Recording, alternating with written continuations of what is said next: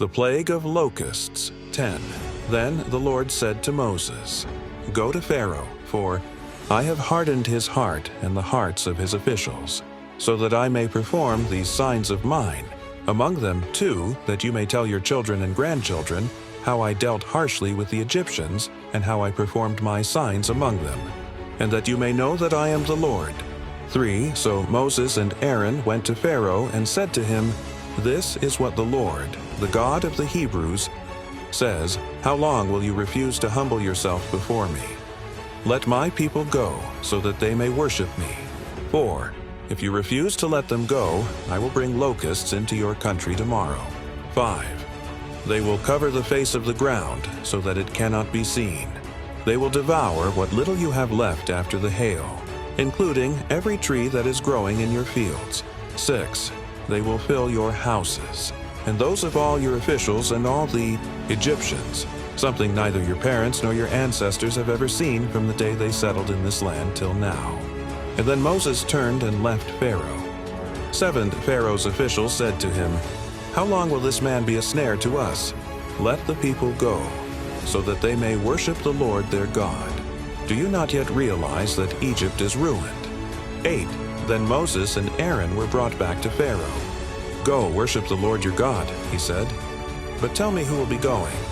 9. Moses answered, "We will go with our young and our old, with our sons and our daughters, and with our flocks and herds, because we are to celebrate a festival to the Lord." 10. Pharaoh said, "The Lord be with you, if I let you go, along with your women and children. Clearly you are bent on evil." 11. "No, have only the men go and worship the Lord, since that's what you have been asking for." Then Moses and Aaron were driven out of Pharaoh's presence. 12. And the Lord said to Moses, "Stretch out your hand over Egypt so that locusts swarm over the land and devour everything growing in the fields, everything left by the hail." 13. So Moses stretched out his staff over Egypt, and the Lord made an east wind blow across the land all that day and all that night. By morning the wind had brought the locusts. 14. They invaded all Egypt and settled down in every area of the country in great numbers.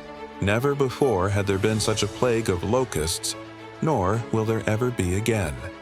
15. They covered all the ground until it was black.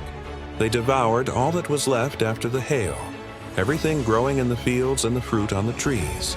Nothing green remained on tree or plant in all the land of Egypt. 16. The Pharaoh quickly summoned Moses and Aaron and said, "I have sinned against the Lord your God and against you." 17. Now forgive my sin once more and pray to the Lord your God to take this deadly plague away from me. 18. Moses then left Pharaoh and prayed to the Lord. 19. And the Lord changed the wind to a very strong west wind, which caught up the locusts and carried them into the Red Sea. Not a locust was left anywhere in Egypt. 20. But the Lord hardened Pharaoh's heart, and he would not let the Israelites go. The plague of darkness, 21. Then the Lord said to Moses, "Stretch out your hand toward the sky so that darkness spreads over Egypt, darkness that can be felt." 22. So Moses stretched out his hand toward the sky, and total darkness covered all Egypt for 3 days. 23. No one could see anyone else or move about for 3 days, yet all the Israelites had light in the places where they lived. 24. Then Pharaoh summoned Moses and said, "Go, worship the Lord. Even your women and children may go with you. Only leave your flocks and herds behind."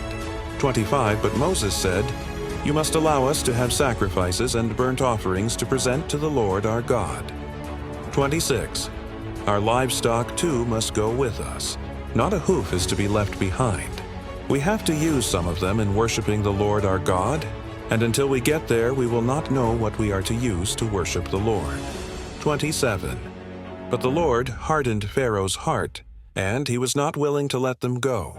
28. And Pharaoh said to Moses, "Get out of my sight.